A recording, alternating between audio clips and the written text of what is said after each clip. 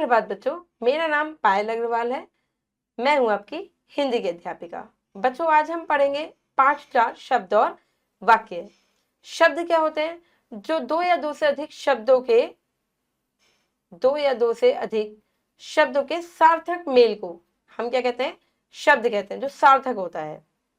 आपको समझ में आता है कि बोला क्या है? जैसे मैंने बोला बोतल, क्या बोला? बोतल। नहीं समझ में आया आपको? मैं बोलूंगी बोतल, आपको समझ में आ जाएगा, है ना। मैंने बोला कछुआ, आपको समझ में आ गया कछुआ। अगर मैं बोलूं छुआरे, समझ में आ रहा है आपको? छुआरे। पर अगर मैं इनको पलट दूं तो आपको ये समझ में नहीं आएंगे, यानी कि सार्थक नहीं होंगे। सार्थक शब्द को ही हम शब्द कहते हैं। अब जानेंगे हम जैसे वाक्य के वाक्य किसे कहते हैं। तो शब्दों का सही क्रम, सही वाक्य सार्थक वाक्य कहलाता है। जैसे मैंने आपको बोला नीतू गा रही है, आपको समझ में आ रहा है ना। अब अगर मैंने बोल दिया गा रही नीतू है, क्या आपको समझ में आ रहा है? नहीं आ रहा है, क्योंकि जो वाक्य है वो अटपटा सा है, सार्थक नहीं है वो अपने आप में, इसलिए आपको समझ में नहीं आ रहा। तो वाक्य कौन सा होता है? जब हम सार्थक बोलते हैं, सही बोलते हैं। जैसे नीतू पढ़ रही है, आपको समझ में आ रहा है।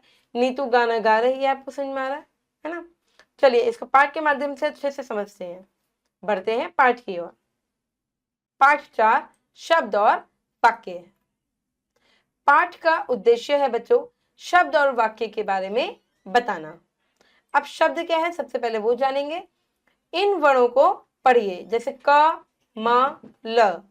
अब इन्हें मिलाकर पढ़िए, जैसे क म ल कमल। आपको समझ में आ रहा है क्या है? कमल, कमल का फूल है। अब लमक लमक, आपको क्या ये समझ में आ रहा है? नहीं समझ में आ रहा। कलम कलम, कलम कलम, समझ में आ रहा है? पेन है। मलक मलक, क्या कोई अर्थ है? नहीं, मलक का कोई अर्थ नहीं है। अब बच्चों यहां पर हमने ऊपर दिए गए वर्णों को मिलाकर फिर आगे पीछे करके, पहले हमने लिखा है फिर हमने आगे पीछे किया है। लिखा है ऐसे, जिससे कमल और कलम के अर्थ हैं, लेकिन मलक और मलक, लमक और मलक का कोई अर्थ नहीं है। भाई ना तो लमक का अर्थ है ना ही मलक का अर्थ है। अर्थ होने के कारण कमल और कलम वर्णों के समूह शब्द है, क्योंकि ये आपको सार्थक शब्द समझ में आ रहा है कि है क्या? कलम है और कमल है। इसलिए अब देखिए, दो या दो से अधिक वर्णों के अर्थपूर्ण मेल को शब्द कहते हैं। किसे कहते हैं हम? दो या दो के वर्णों के सार्थक शब्द को हम क्या कहेंगे? शब्द कहेंगे। ठीक है, अब हम पढ़ेंगे वाक्य के बारे में।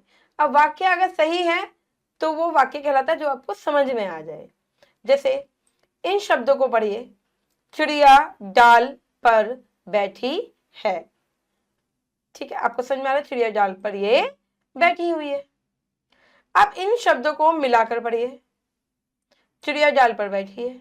दूसरा देखिए, डाल बैठी पर चिड़िया है। क्या आपको ये वाक्य समझ में आ रहा है बच्चों? डाल बैठी पर चिड़िया है, नहीं, तो ये वाक्य नहीं कहलाएगा। अब बैठी डाल चिड़िया पर है, क्या ये समझ में आ रहा है? नहीं, ये भी हमें समझ में नहीं आ रहा है, वाक्य समझ में नहीं आ रहा। देखिए बच्चों, शब्दों की तरह क शब्दों के समूह का अर्थ समझ में आ रहा है, लेकिन ख और ग शब्दों के समूह का अर्थ समझ में नहीं आ रहा है। देखिए इसमें क वाला आपको समझ में आ रहा है कि चिड़िया डाल पर बैठी है, पर ख और ग आपको समझ में नहीं आ रहा क्योंकि वाक्य गलत है। इसलिए क शब्दों का समूह वाक्य है और ख और ग वाक्य नहीं है। भाई वाक्य हम सही बोलेंगे तभी तो आपको समझ में आएगा। दो या दो से अधिक शब्दों का अर्थपूर्ण मेल जिसका अर्थ हो वाक्य कहलाता है। अब पाठ का सार क्या है बच्चों? वर्णों का सार्थक मेल शब्द कहलाता है, जो वर्णों का सार्थक मेल होता है, और शब्दों के सार्थक मेल को वाक्य कहते हैं। ठीक है, चलिए करते हैं अभ्यास। सही उत्तर पर टिक करेंगे बच्चों। वर्णों के सार्थक मेल को, वर्णों के सार्थक मेल को क्या कहते हैं? वर्णों के सार्थक मेल को क्या कहते हैं? शब्द कहते हैं। और वाक्य किसका सार्थक मेल होता है? शब्दों का। इसे देखिए बच्चों, एक सार्थक वाक्य क्या है? पक्षी, पक्षी डाल या पक्षी डाल पर बैठा है। वाक्य क्या है? पक्षी डाल पर बैठा है। ये हमें समझ में आ रहा है कि पक्षी जो है कहां पर बैठा है? डाल पर बैठा है। चलिए बच्चों आगे बढ़ते हैं, करते हैं सार्थक शब्द पर सही का निशान लगाएंगे। देखिए, शलक, शक्ष, लशक कोई शब्द नहीं है। कलश, कलश क्या है? शब्द है। समझ में आ रहा है कि एक कलश है। कछुआ, कछुआ क्या है? समझ में आ रहा है कि कछुआ है। इधर देखिए बादल, बादल समझ में आ रहा है क्या है? बादल है, बादल छाए हुए हैं, बादल है। अनार, फल है अनार। आगे बढ़ते हैं बच्चों, करेंगे शब्दों को इस प्रकार लिखिए कि सार्थक वाक्य बन जाए। अब देखिए ये उल्टे सीधे हैं। गोल है सूरज, गोल है सूरज पर हम कैसे लिखेंगे? सूरज गोल है। लिखिए यहाँ पे सूरज क्या है? गोल है, गोल है। सार्थक हो गया शब्द वाक्य। पढ़ है रहा तरुण, पढ़ है रहा तरुण, क्या समझ में आ रहा? नहीं, तरुण पढ़ रहा है। लिखिए तरुण पढ़ रहा है। सार्थक वाक्य बन गया है आकाश साफ, आकाश साफ है, यानी कि आसमान साफ है। आकाश कैसा है? साफ है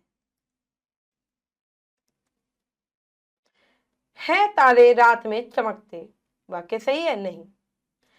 रात में चमकते तारे हैं, नहीं। तारे रात में चमकते हैं, तारे रात में चमकते हैं, चमकते हैं। वाक्य सही हो गया। मानो कहना सदा का बड़ो, समझ में आ रहा है? नहीं, बड़ों का सदा कहना मानो। लिखिए बड़ों का सदा कहना मानो, कहना मानो। वाक्य बन गया, सार्थक वाक्य बनाए। चलिए बच्चे आगे बढ़ते हैं। अब करते हैं क्रियात्मक कार्य। गतिविधि है कि चित्र देखकर दो वाक्य लिखिए। अब ये आप चित्र देख रहे हैं बच्चों कि क्या हो रहा है? चित्र में आपको पता चल रहा होगा कि इसमें क्या हो रहा है। भाई एक बच्ची है जो पौधा लगा रही है, ठीक है? तो आप लिख रख सकते हो कि लड़की पौधा लगा रही है, या नाम भी लिख सकते हो कि राधिका पौधा लगा रही है। और ये भी लिख सकते हो कि इसमें जो ये लड़का है, लड़का उसकी मदद कर रहा है, या रोहन उसकी मदद कर रहा है। ठीक है, आशा करती हूँ बच्चों कि शब्द और वाक्य आपको समझ में आ गए होंगे, आपको पूर्ण जानकारी मिल गई होगी। अब मैं मिलूंगी आपसे अगली कक्षा में। जब तक के लिए आप खुश रहिए, अपना ध्यान रखिए। धन्यवाद।